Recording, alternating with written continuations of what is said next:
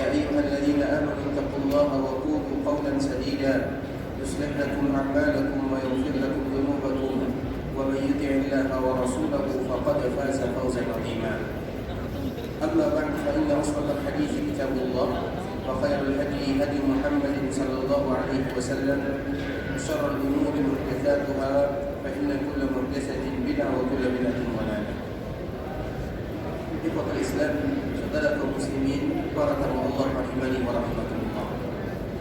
Alhamdulillah, Allah Subhanahu wa taala kembali memberikan kepada kita kesehatan dan kesempatan, dua nikmat yang senantiasa terlupakan dan terlalaikan, sehingga Nabi sallallahu alaihi wasallam pernah menyebutkan ada dua nikmat yang senantiasa terlalaikan oleh seorang hamba, as-sihat wal faragh.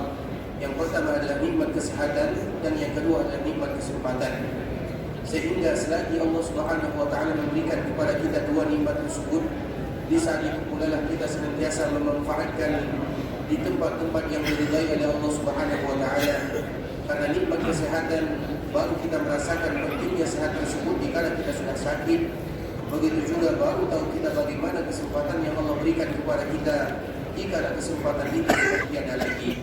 Kemudian selawat beriringkan salam semoga senantiasa tercurahkan buat junjungan alam Nabi kita yang mulia, uswah dan qudwah kita bersama Muhammad bin Abdullah sallallahu alaihi wasallam.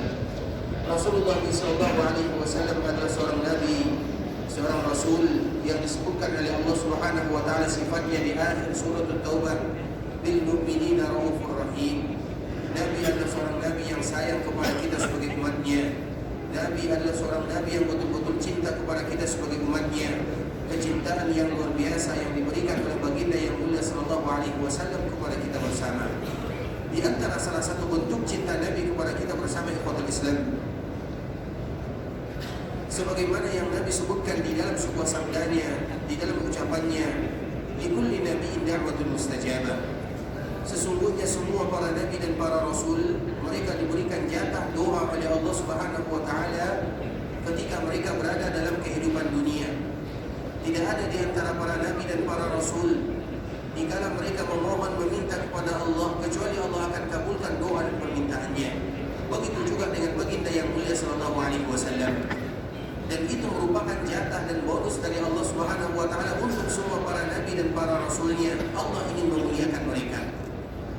Fata'ajjala kullu nabiyyin da'watah. Kemudian semua para nabi dan para rasul mereka sudah mengambil jatah doa ketika mereka berada dalam kehidupan dunia. Artinya apa?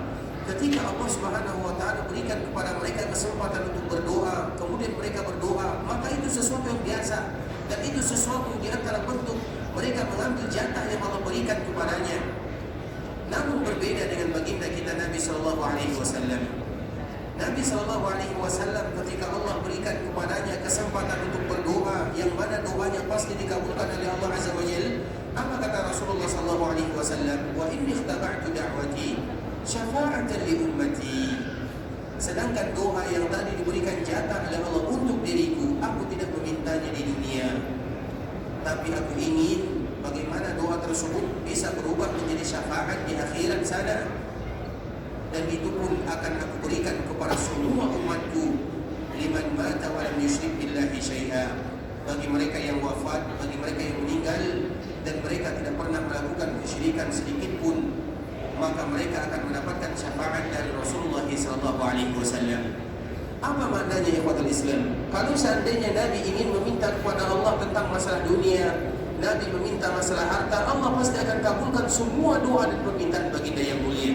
Karena memang itu merupakan janji Allah Subhanahu wa taala. Tetapi Nabi tidak menginginkan yang demikian. Nabi lebih memikirkan masa depan umatnya, terutama dikala mereka berada di akhirat. Yauma la yanfa'u malun wala banun illa man atallaha biqalbin salim. Di hari yang tidak ada lagi manfaat harta dan anak-anak, keluarga, keturunan, tidak ada manfaatnya kecuali bagi mereka yang datang dengan membawa hati yang bersih, hati yang selamat. Apa makna hati yang selamat? Selamat dari kesyirikan, selamat dari kekufuran, selamat dari hal-hal yang tidak diridai oleh Allah Subhanahu wa taala. Dan bacakan kepada mereka ayat-ayat Allah. Ketika ayat-ayat Allah yang dibacakan, hati siapa yang tidak akan bergetar mendengarkannya? Sebuah ucapan yang tidak pernah didengarkan oleh siapa saja. Kemudian dikatakan didengarkan oleh orang-orang Yahudi, maka di saat itu pula mereka percaya dan beriman kepada yang mulia. Kemudian mereka pun akhirnya membayar bersumpah setia kepada baginda Nabi Sallallahu Alaihi Wasallam. Dan itulah yang kita kenal dengan baiat Aqabah yang pertama. Jumlah mereka hanya 12 orang sahaja. Karena nanti kalau seandainya orang-orang Quraisy tahu kalau mereka mengikuti Nabi, mereka tidak akan selamat pulang sampai ke kota Madinah. Sehingga pada akhirnya mereka berjanji dengan Nabi, ya Rasulullah, tahun depan kita akan lagi bertemu di tempat yang sama. Sehingga 12 orang yang tadi beriman kepada Nabi mendengarkan Al-Quran, mereka pulang ke Yasrib ke negaranya. Kemudian tahun berikutnya pada tahun 13 daripada kenabian, mereka kembali berjumpa dengan Nabi SAW. Jarak 1 tahun saja. Dari jumlah mereka 12 orang, sekarang jumlah mereka kurang lebih 72 atau 73 orang. Sehingga pada akhirnya mereka kembali bersua dengan Nabi SAW. Dan disitulah kembali terjadi yang namanya baiat Aqabah yang kedua. Kemudian sebelum orang-orang Madinah pulang ke kota Madinah, mereka meminta kepada Nabi SAW, ya Rasulullah, kirimkan kepada kami orang yang akan mengajarkan Al-Quran, karena mereka masuk Islam itu dengan mendengarkan Al-Quran.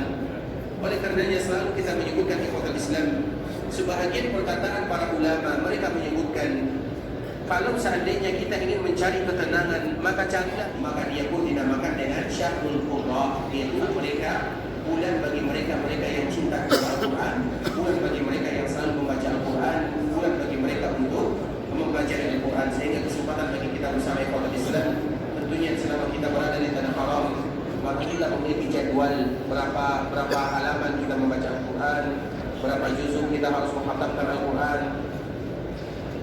Terutama ketika kita berada di Masjid Nabawi, terutama ketika kita berada di Masjid Haram yang ada di Mekah, kesempatan kita berada di bulan yang mulia. Salah satu bulan yang mulia itu adalah bulan Sya'ban.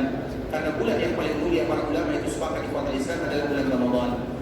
Tapi bulan yang paling mulia setelah bulan Ramadan adalah bulan yang berdekatan dengan bulan yang mulia. Apa bulan yang berdekatan dengan bulan Ramadan? Yang pertama adalah bulan Syawal, yang pertama adalah bulan Sya'ban, dan yang kedua adalah bulan Syawal. 2 bulan yang mulia. Kenapa bulan Sya'ban menjadi mulia? Kenapa bulan Syawal menjadi mulia? Karena dia berdampingan dengan bulan yang mulia. Sekarang kita berdampingan dengan tempat yang mulia, dengan negara yang barokah. Tentunya kita ingin mengambil keberkahan dan kemuliaan tersebut dengan melaksanakan ibadah kepada Allah Subhanahu wa taala dengan semestinya.